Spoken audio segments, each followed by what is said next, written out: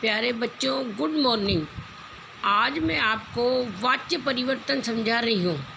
सबसे पहले आपको ये पता होना चाहिए कि वाच्य किसे कहते हैं। वाच्य वह है क्रिया के जिस रूप से उसके कर्ता, कर्म और भाव के अनुसार होने का बोध होता है, उसे वाच्य कहते हैं।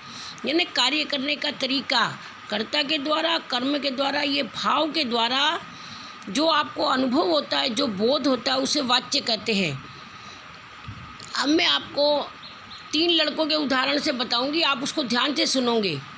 मोहन, सोहन और रोहित। अब ये क्या करते हैं? पहला लड़का कहता है कि मैंने खाना खा लिया, मैं खाना खा रहा हूँ। ये हो गया कर्ता। कर्ता स्वयं है, मैंने खाना खा लिया, मैं खाना खा रहा हूँ, ये कर्ता हुआ। अब दोबारा दूसरे में मोहन बोल रहा है मेरे द्वारा खाना खाया गया।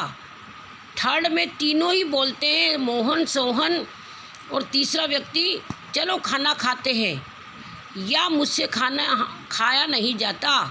इस भाववाच्य के अंदर सकारात्मक और नकारात्मक दोनों ही क्रियाएं आती है।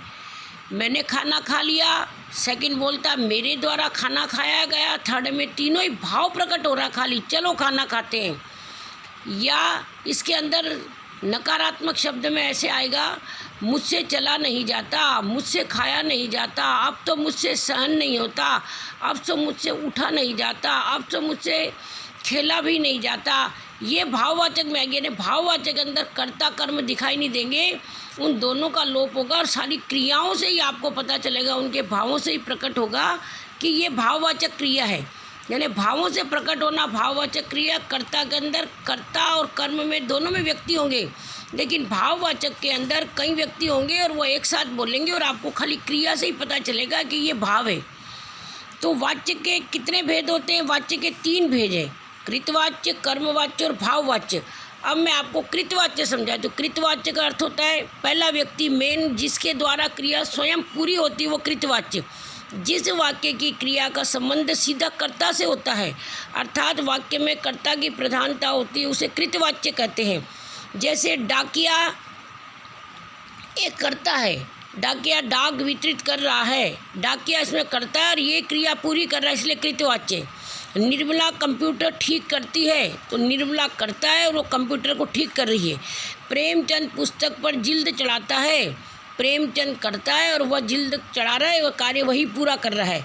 जैनेंद्र जूता उतारता है, जैनेंद्र करता है और वह कार्य पूरा कर रहा है, वो जूता उतार रहा है अपना।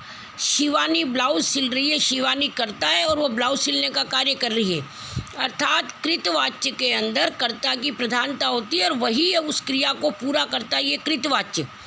अब कर्मवाच्य में सुनिए, जिस वाक्य की क्रिया का संबंध कर्म से होता है, अर्थात वाक्य में कर्म की प्रधानता होती है, उसे कर्मवाच्य कहते हैं।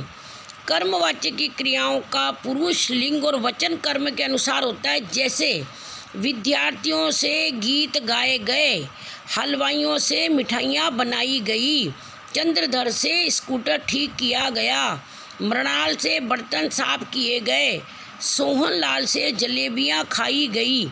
इसके